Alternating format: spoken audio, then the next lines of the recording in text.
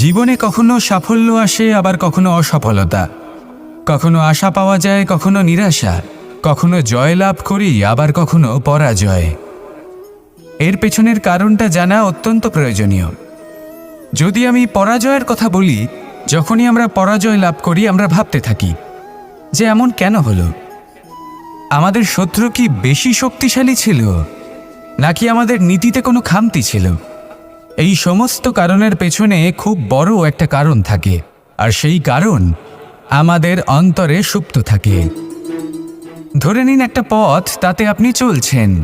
সেই পথ কাঁটায় পরিপূর্ণ, কিন্তু আপনি পাদুকা পরে রয়েছেন আর আপনি হেঁটে সামনে এগিয়ে যান। এবার এমন একটা পথ এলো যা পুষ্পে ঢাকা, আর আপনি পাদুকা পরে রয়েছেন, কিন্তু আপনার পাদুকাতে একটা পাথর আটকে গেল। তখন দু পা হাঁটাও খুব কঠিন হয়ে পড়ে। এই সংসারের যে কোনো শক্তি আপনাকে পরাস্ত করার পূর্বে আপনি জানেন কে আপনাকে পরাস্ত করতে পারে? আপনার অন্তরের দুর্বলতা, আপনার অন্তরের সেই সুপ্ত শত্রু। আর সেই জন্য ইতিবাচক মনোভাব গুরুত্বপূর্ণ হয়ে পড়ে। ভালো মানুষদের সাথে থাকুন, সৎসঙ্গে থাকুন, বন্ধুত্ব করুন, ভালোবাসুন। এই ভালোবাসা এত শক্তিশালী এক অস্ত্র যাকে ব্রহ্মাস্ত্রও পরাস্ত করতে পারে না। এই সমস্যারূপী পাথর কিছুই নয়। আসুন আমার সাথে ভালোবেসে বলুন, রাধা রাধা। মানুষ ছোট হোক বা বড়, রাজা হোক বা দরিদ্র, সমস্ত মানুষের মধ্যে একটা সামঞ্জস্য থাকে। সমস্ত মানুষের কাছে তার প্রশংসা অত্যন্ত গুরুত্বপূর্ণ। সে খুবই প্রসন্ন হয় যদি আপনি তার প্রশংসা করেন, কিন্তু আপনি যদি তাকে এটা বলেন যে এটা তোমার ভুল ছিল, তোমার কিছু খামতি ছিল, তখন সেটা সে মানতে রাজিই থাকে না। সব মানুষ এটা শুনতে পছন্দ করে যে সে যেটা করেছে সেটাই সর্বোত্তম। এবার আমি আপনাকে একটা কথা বলি, এই হলো নিন্দা, এই হলো প্রশংসা, আর এই হলো সত্য, যা সবার থেকে উচ্চস্থানীয়। সেই জন্য মানুষ আয়না দেখে। আয়না তাকে তার সৌন্দর্য দেখায় না, তাকে দেখায় যা সত্য, যাতে মানুষ আরও সুন্দর হওয়ার চেষ্টা করতে থাকে। তাই আয়না অত্যন্ত গুরুত্বপূর্ণ সত্যকে জানার জন্য। জীবনে নিন্দুকের মাহাত্ম্য প্রশংসকের মাহাত্ম্যের থেকে অনেক বেশি। কেন? কারণ তারা আপনাকে আপনার খামতি দেখায়, আপনার ভুলগুলো বুঝিয়ে দেয়, আপনাকে একটা সুযোগ দেয় নিজেকে শুধরে নিতে, নিজেকে আরও শ্রেষ্ঠ করে তুলতে, যা প্রশংসক করতে পারে না। তাই জীবনে যদি কখনো নিন্দা করা হয়, তাকে ভালোবেসে গ্রহণ করুন, ধন্যাত্মক রূপে গ্রহণ করুন। যদি নিজেকে কোনো শিক্ষা দেওয়া সম্ভব হয় তাহলে অবশ্যই দিন। দেখবেন মন প্রসন্ন হয়ে বলবে, রাধা রাধা। মানুষের দুটো রূপ রয়েছে, এক আমাদের এই মুখ যা শুধুই চোখে দেখা যায়, আর দ্বিতীয় আমাদের এই মন যা শুধুমাত্র অন্তরাত্মা দ্বারা দেখা যায়। এবার আমাদের এই মুখ তা ঈশ্বর সকলকেই আগে থেকেই প্রদান করেছেন, কিন্তু এই মন কেমন হবে তা আমাদের জীবনের অনুভূতি এবং আমাদের জীবনের লক্ষ্য এগুলি সুনিশ্চিত করে। অর্থাৎ নেত্র দিয়ে দেখা যায় আমাদের এই মুখ, তা শুধুই এই কারণে প্রয়োজন যাতে সংসার আমাদের দেখতে পায়, আমাদের চিনতে পারে।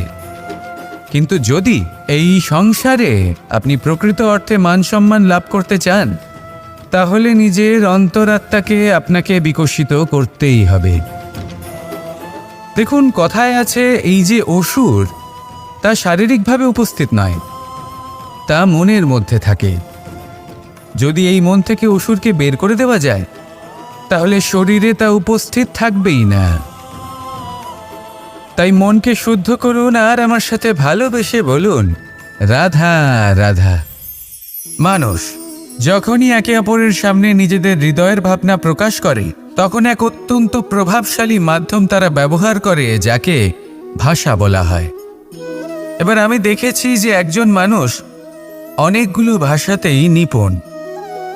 আমি এটাও দেখেছি যে মানুষ অনেকগুলো ভাষায় কথা বলে, কখনো কখনো অনেক ভাষা মিলিত করে তার প্রয়োগ করে, উচিত প্রকারে তাকে ব্যবহার করে না, না সেটাকে সম্মান করে, আর না ভাষাকে শুদ্ধ রাখে।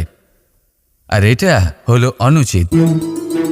যদি ভাষাকে শুদ্ধ রাখেন তাহলে ভাষা আপনার চরিত্রকে শুদ্ধ রাখবে, তা আপনার একাগ্রতা বাড়িয়ে তুলবে।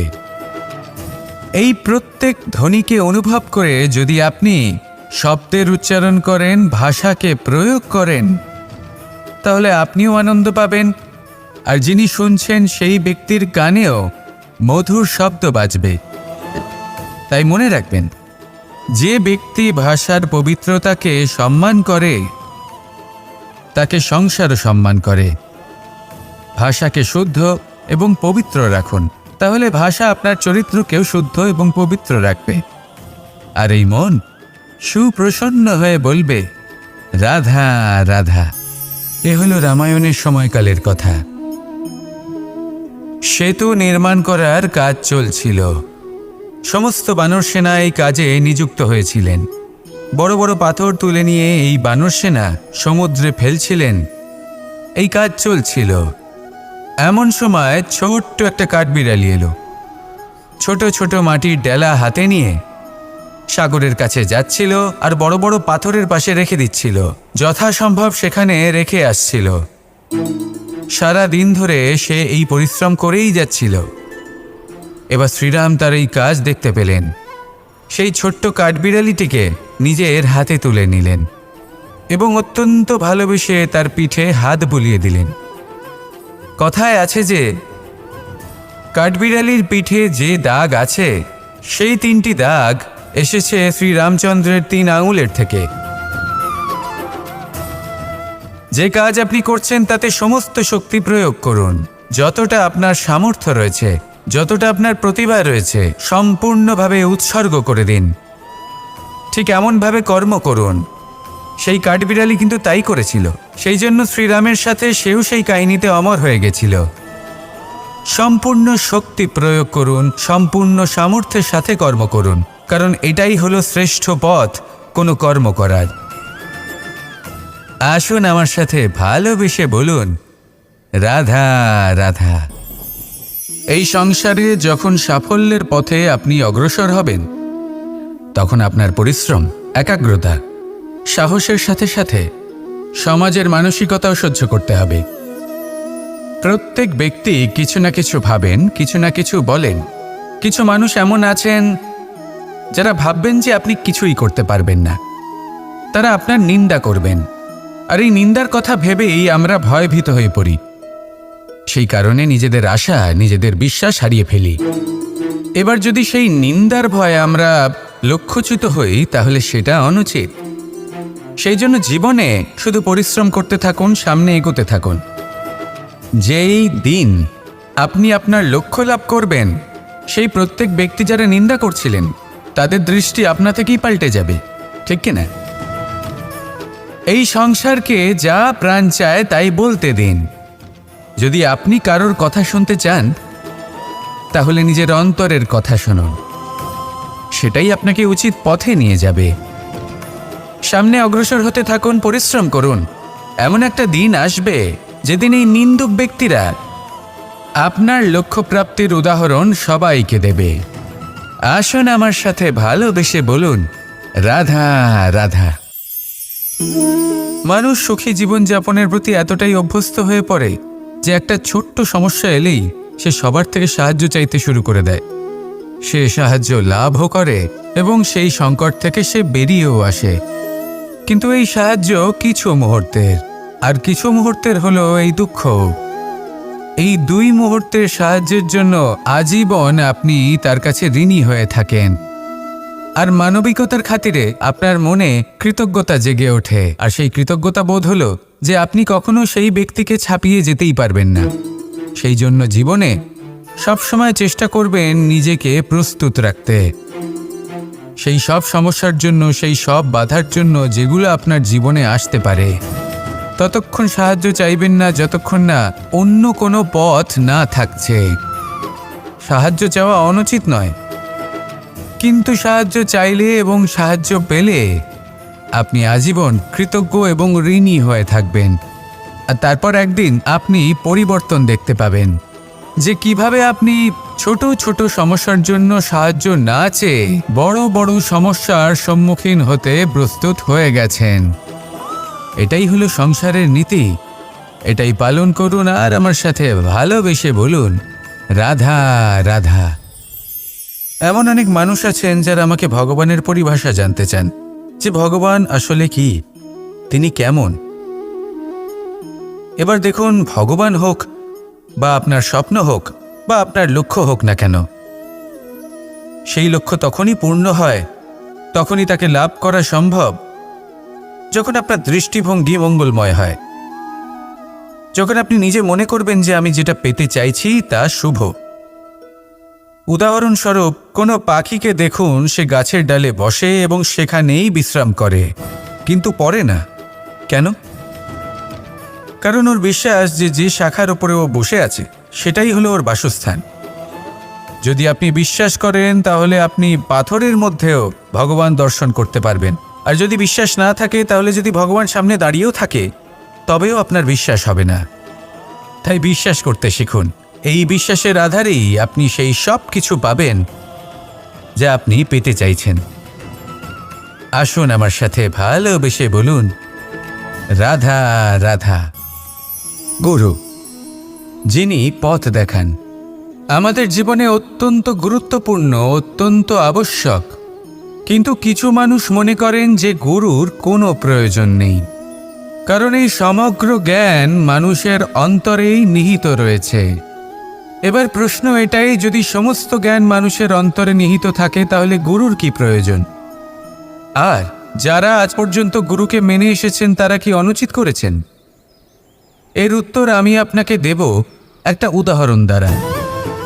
একটা কাঠ যা জ্বলনশীল, জ্বলনের ঊর্জা তার অন্তরে নিহিত রয়েছে, কিন্তু তার জ্বলনের জন্য বাইরে থেকে একটা অনুঘটকের প্রয়োজন হয়। এই অনুঘটকই হলেন আপনার গুরু।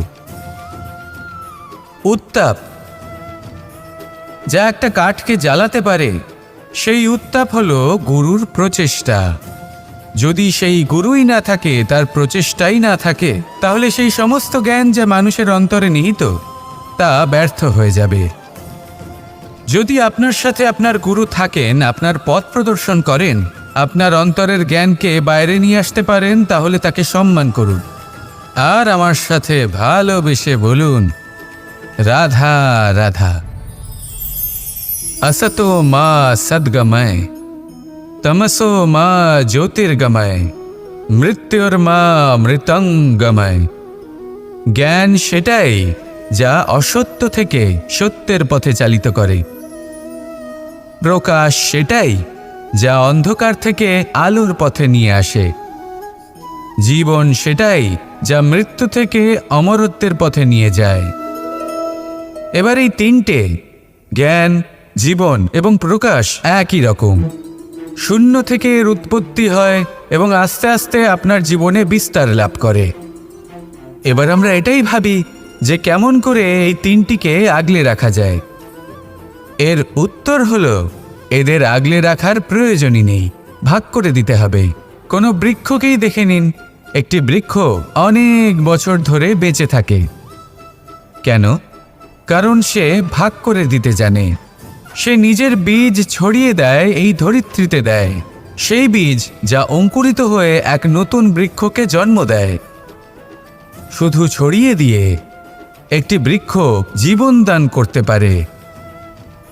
যদি কোনো ব্যক্তি জ্ঞান ছড়াতে শিখে যান, যদি প্রকাশ, আলোর কিরণ ছড়িয়ে দিতে শিখে যায়, কোনো ব্যক্তি তার জীবনের সুখ ছড়িয়ে দিতে শিখে যান, তাহলে তিনি মৃত্যুর পরও মৃত হন না। এই ভাগ করে দেওয়ার সুখটাই কিছুটা আলাদা। এই সুখ অনুভব করুন আর আমার সাথে ভালোবেসে বলুন, রাধা রাধা। আপনি কখনো কোনো সরোবরের দিকে তাকান, যার জল হলো শান্ত, স্থির। আপনি স্পষ্ট দেখতে পাবেন সেই সরোবরের তলদেশে কি রয়েছে। তাতে সাঁতরে বেড়াচ্ছে সুন্দর মাছ, চকচকে কিছু পাথর, স্বর্ণরূপী বালি সবই আপনি দেখতে পাবেন। কিন্তু যখনই আপনি একটা ছোট্ট পাথর তুলে সেই জলে ছুঁড়ে ফেলবেন, তখন সেই জল বিচলিত হবে আর সেই স্পষ্টতা ন্যূনতম হয়ে যাবে। তারপর কিছুই স্পষ্টভাবে দেখা যাবে না। এই ঘটনা মানুষের সাথেও ঘটে। মানুষ যদি বিচলিত হয়ে পড়ে, তখন সে বুঝতে পারে না যে বর্তমানে কি হয়ে চলেছে আর ভবিষ্যতে কি করা উচিত।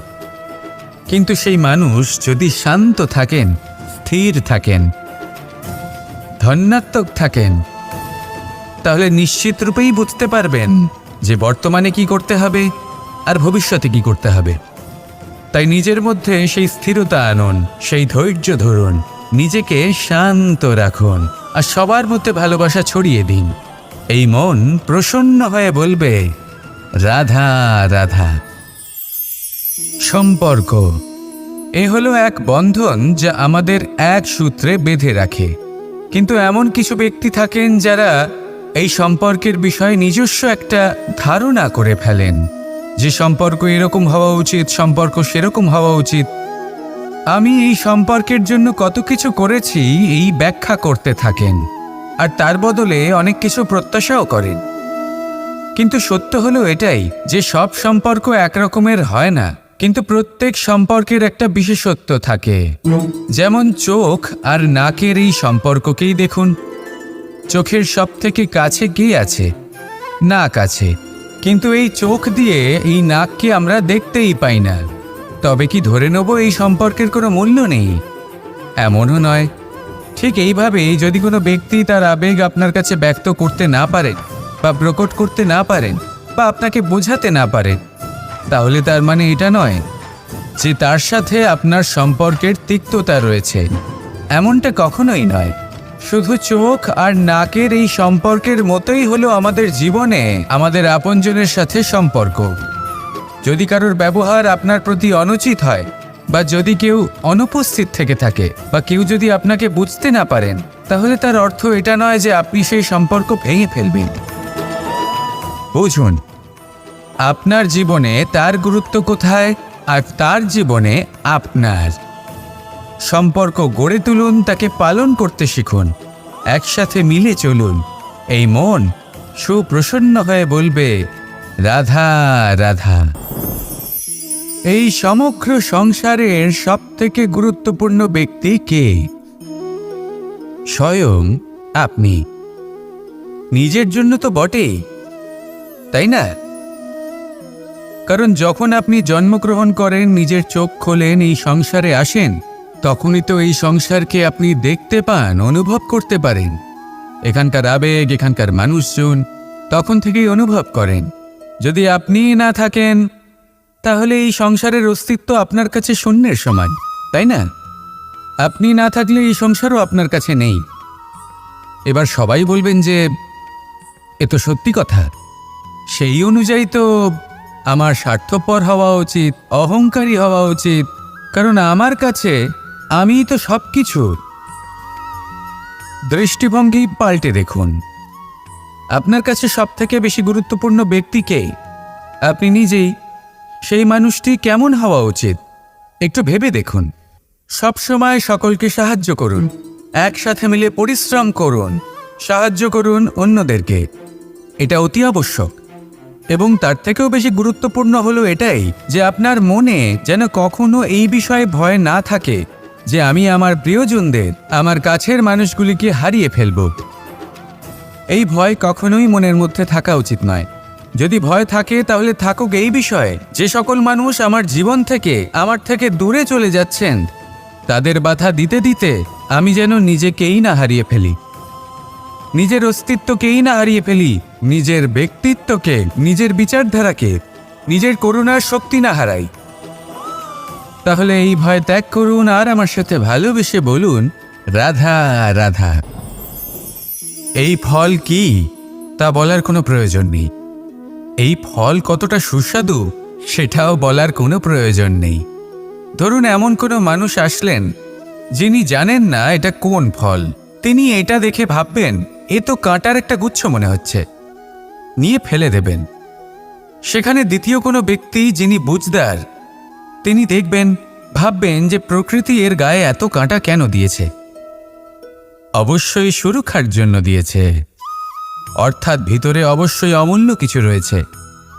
সেই ধরনের ব্যক্তি এই ফলের অন্তরে প্রবেশ করেন এবং এই ফলের আনন্দ উপভোগ করেন।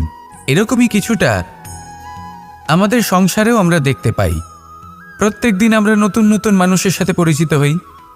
এমন কিছু ব্যক্তি থাকেন যাদের সাথে প্রথম আলাপের পর আমাদের এটা মনে হয় যে এই ব্যক্তিকে দেখে একটু রাগী ব্যক্তি মনে হচ্ছে, বড়ই অহংকারী বোধ হচ্ছে, উদ্ধত মনে হচ্ছে।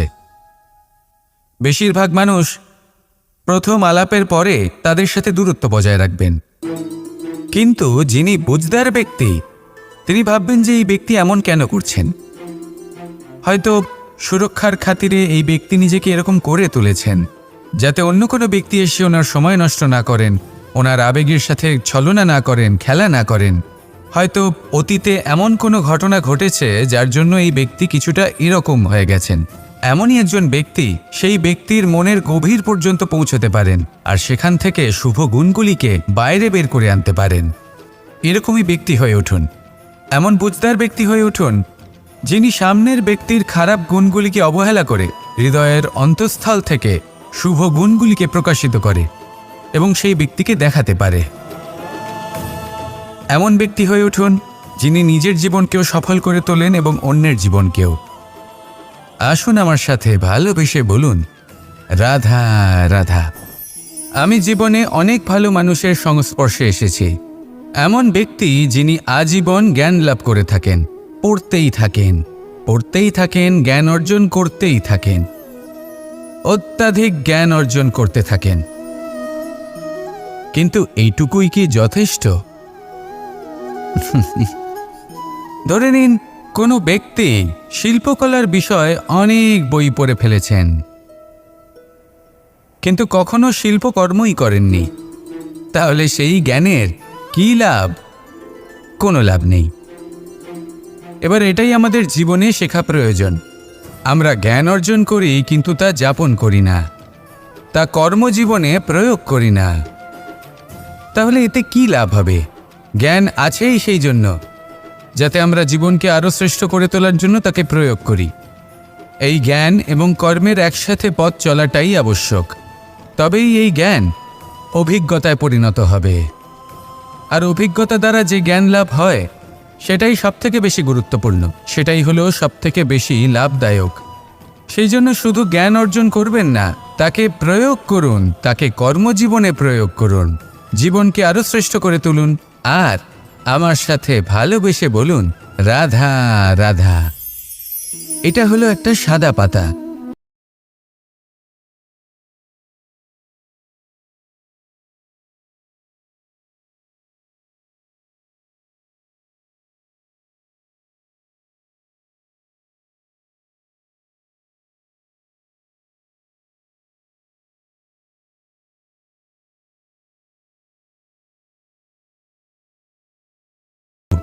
এই পত্র সেটাই হয়ে উঠবে।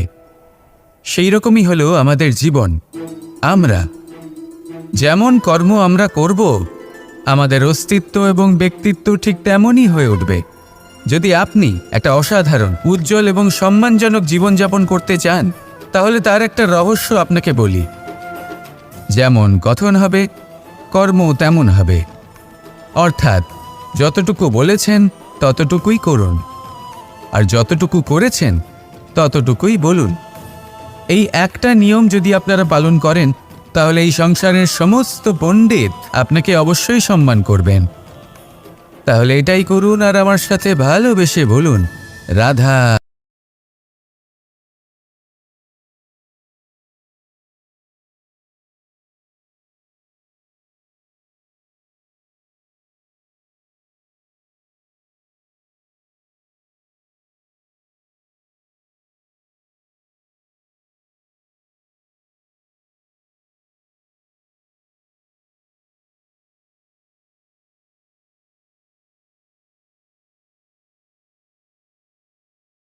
এর এই গভীরতা তাদের জীবনে বড় সুখ নিয়ে আসে। এটা ঠিক সেই রকম যেরকম বিশাল এক সমুদ্রে, গভীর এক সমুদ্রে অমূল্য রত্ন খুঁজে পাওয়া যায়। এটাও ঠিক সেই রকমই। সেই জন্য জীবনে বড় বড় সুখের খোঁজ করতে গিয়ে সময় নষ্ট করবেন না। এই যে ছোট ছোট সুখ আছে, এগুলোকে যাপন করা শুরু করুন, এগুলোর আনন্দ লাভ করুন, এগুলো নিয়ে উৎসব পালন করুন। প্রেমের গভীরতা বুঝুন আর এই গভীর প্রেমে মন নিমজ্জিত করুন। তারপরে দেখুন এই মন আর এই জীবন সুপ্রসন্ন হয়ে বলবে, রাধা রাধা। মানুষের জন্ম কখনো তার ভবিষ্যৎ নির্ধারণ করতে পারে না। হ্যাঁ, ওর জীবনযাত্রা অবশ্যই সুখময় হতে পারে, নির্ভর করে যে ও কোন পরিবারে জন্ম নিচ্ছে, তার পরিবার পরিজন কে হন, তার মাতা পিতা কে হন, তাকে কেমন শিক্ষা দেওয়া হয়েছে, কেমনভাবে পালন করা হচ্ছে। সে কিন্তু কুপাত্রও হতে পারে, আবার সুপাত্রও হতে পারে। কিন্তু সে চলে যাওয়ার পর এই সংসার তাকে মনে রাখবে নাকি না? আর যদি মনেও রাখে, তাহলে কিভাবে মনে রাখবে সেটা নির্ভর করছে তার কর্ম এবং তার নির্বাচনের উপর। ঠিক যেমন বর্ষার এই জলের ফোঁটা যখন মেঘ থেকে ঝরে পড়ে, তখন তার এই নির্বাচন হলো গুরুত্বপূর্ণ, কারণ তার নির্বাচন তার উপর নির্ভর করছে তার ভবিষ্যৎ কেমন হবে। ঝিনুকের মুখে পড়লে মুক্ত হয়ে ওঠে, সাপের মুখে পড়লে বিষ, আর যদি কোনো পাতায় পড়ে তাহলে শিশিরে পরিণত হয়। তাহলে কর্ম এবং নির্বাচন দুটি জীবনে গুরুত্বপূর্ণ। এদের বিষয় বিশেষ যত্ন নেবেন এবং আমার সাথে ভালোবেসে বলবেন, রাধা রাধা। আমাদের সকলের কাছে বৃক্ষ অত্যন্ত প্রিয়। আমরা সর্বদাই চাই এই বৃক্ষ যেন সবুজ থাকে, ফুলে ফলে ভরে থাকে, আমাদের ছায়া প্রদান করে, তা যেন সুস্থ থাকে, আমাদের ফল প্রদান করে। আর সেই জন্য আমরা প্রতিদিন সেই বৃক্ষকে জল প্রদান করি। কিন্তু কখনো ভেবে দেখেছেন যে জল তো আমরা বৃক্ষের গোড়ায় দিই, তারপরেও এই জল সেই বৃক্ষের প্রত্যেকটি পাতায় ঠিক পৌঁছে যায়? এটা কিভাবে সম্ভব? কিছুটা এরকমই হলো আমাদের কর্ম। যদি এই পৃথিবীতে থেকে শুদ্ধ মনে সৎকর্ম করেন, এই কর্ম সোজা ঈশ্বরের কাছে গিয়ে পৌঁছয়। যদি শ্রদ্ধাভাব নিয়ে সমর্পিত হয়ে শুদ্ধ চিত্তে আপনি কাউকে সেবা করেন, তা সে মাতা পিতাই হোক, পরিবার হোক, গুরু হোক, পশুপক্ষী হোক বা সমাজ হোক, তাহলে সেটা সোজা ঈশ্বরের চরণে সমর্পিত হয়। সবসময় শুদ্ধ চিত্তে সমর্পিত হয়ে এবং মনে শ্রদ্ধা ভাব নিয়ে কর্ম করুন।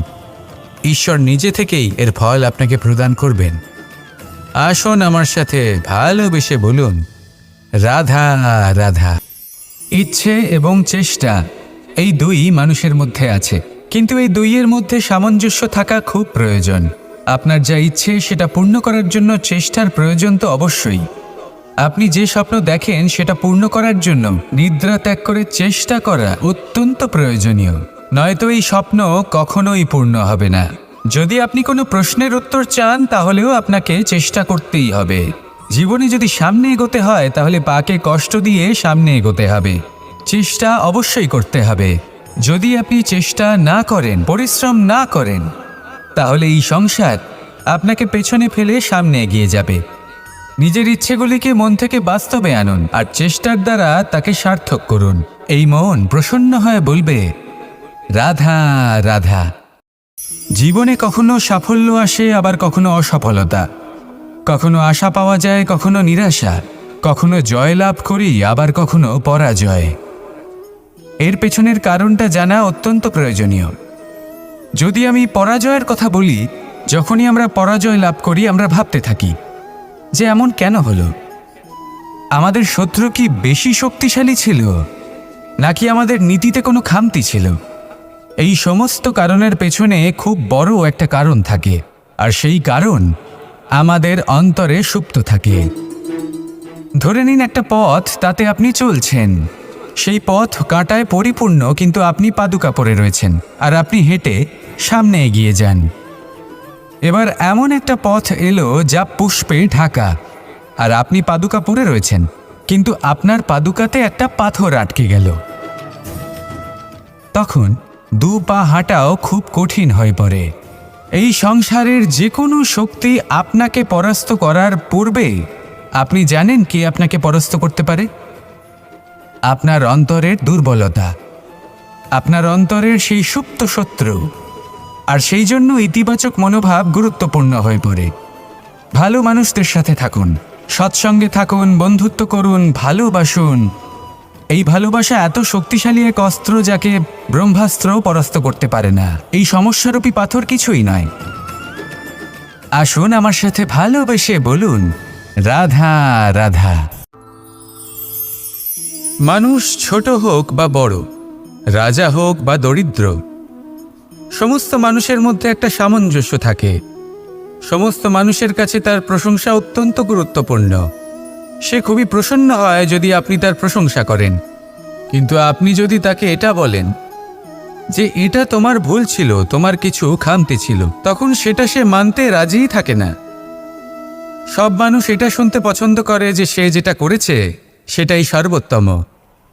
এবার আমি আপনাকে একটা কথা বলি, এই হলো নিন্দা, এই হলো প্রশংসা, আর এই হলো সত্য, যা সবার থেকে উচ্চস্থানীয়। সেই জন্য মানুষ আয়না দেখে। আয়না তাকে তার সৌন্দর্য দেখায় না, তাকে দেখায় যা সত্য, যাতে মানুষ আরও সুন্দর হওয়ার চেষ্টা করতে থাকে। তাই আয়না অত্যন্ত গুরুত্বপূর্ণ সত্যকে জানার জন্য।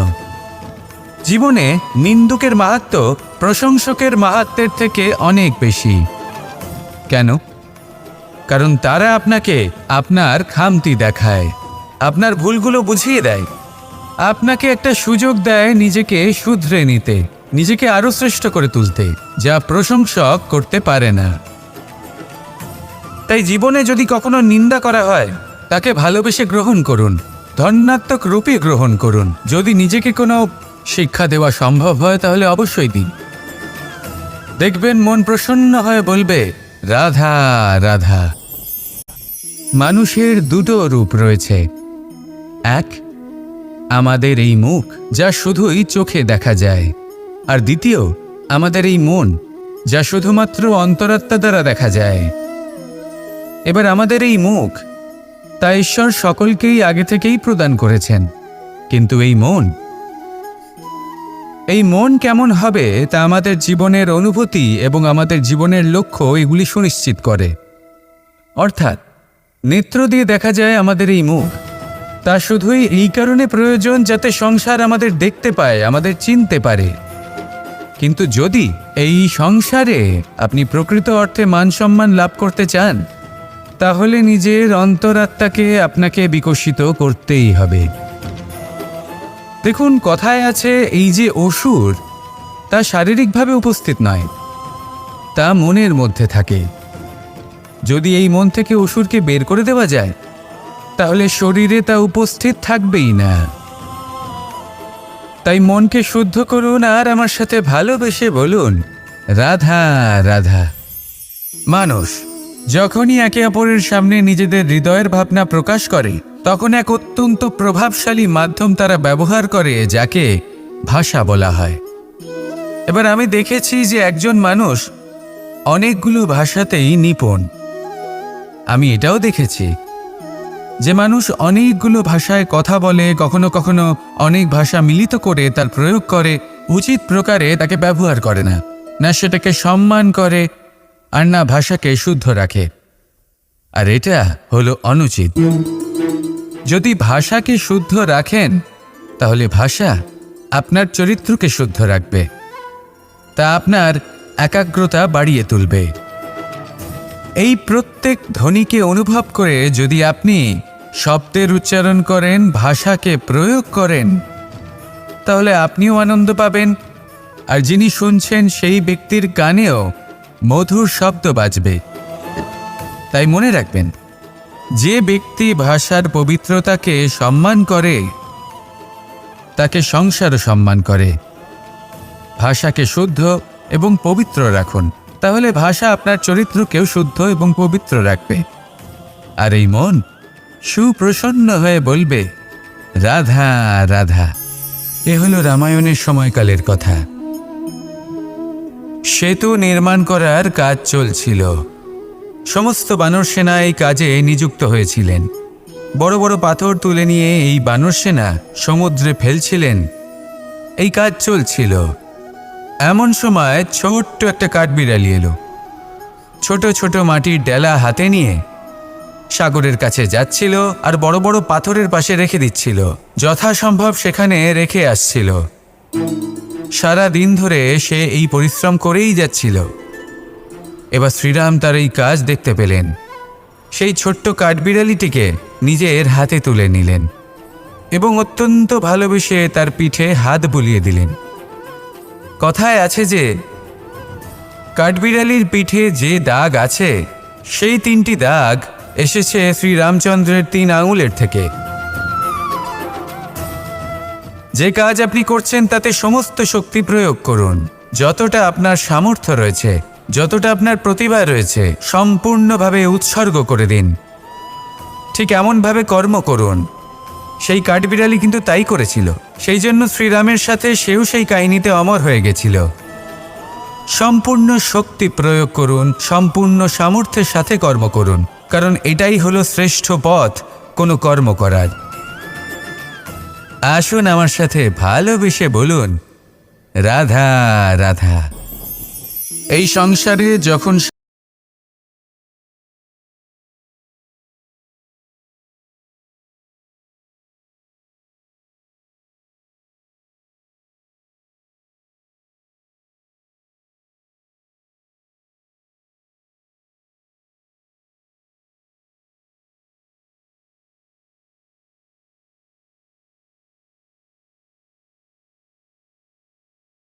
সেই কারণে নিজেদের আশা, নিজেদের বিশ্বাস হারিয়ে ফেলি। এবার যদি সেই নিন্দার ভয়ে আমরা লক্ষ্যচ্যুত হই তাহলে সেটা অনুচিত। সেই জন্য জীবনে শুধু পরিশ্রম করতে থাকুন, সামনে এগোতে থাকুন। যেই দিন আপনি আপনার লক্ষ্য লাভ করবেন, সেই প্রত্যেক ব্যক্তি যারা নিন্দা করছিলেন তাদের দৃষ্টি আপনা থেকেই পাল্টে যাবে, ঠিক কিনা? এই সংসারকে যা প্রাণ চায় তাই বলতে দিন। যদি আপনি কারোর কথা শুনতে চান তাহলে নিজের অন্তরের কথা শুনুন, সেটাই আপনাকে উচিত পথে নিয়ে যাবে। সামনে অগ্রসর হতে থাকুন, পরিশ্রম করুন। এমন একটা দিন আসবে যেদিন এই নিন্দুক ব্যক্তিরা আপনার লক্ষ্যপ্রাপ্তির উদাহরণ সবাইকে দেবে। আসুন আমার সাথে ভালোবেসে বলুন, রাধা রাধা। মানুষ সুখী জীবনযাপনের প্রতি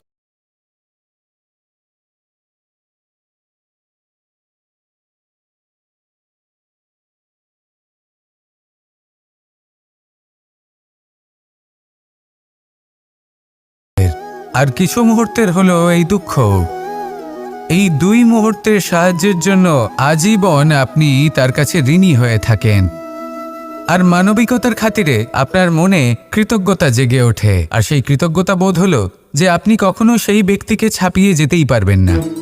সেই জন্য জীবনে সবসময় চেষ্টা করবেন নিজেকে প্রস্তুত রাখতে, সেই সব সমস্যার জন্য, সেই সব বাধার জন্য যেগুলো আপনার জীবনে আসতে পারে। ততক্ষণ সাহায্য চাইবেন না যতক্ষণ না অন্য কোনো পথ না থাকছে। সাহায্য চাওয়া অনুচিত নয়, কিন্তু সাহায্য চাইলে এবং সাহায্য পেলে আপনি আজীবন কৃতজ্ঞ এবং ঋণী হয়ে থাকবেন। আর তারপর একদিন আপনি পরিবর্তন দেখতে পাবেন যে কিভাবে আপনি ছোট ছোট সমস্যার জন্য সাহায্য না চেয়ে বড় বড় সমস্যার সম্মুখীন হতে প্রস্তুত হয়ে গেছেন। এটাই হলো সংসারের নীতি। এটাই পালন করুন আর আমার সাথে ভালোবেসে বলুন, রাধা রাধা। এমন অনেক মানুষ আছেন যারা আমাকে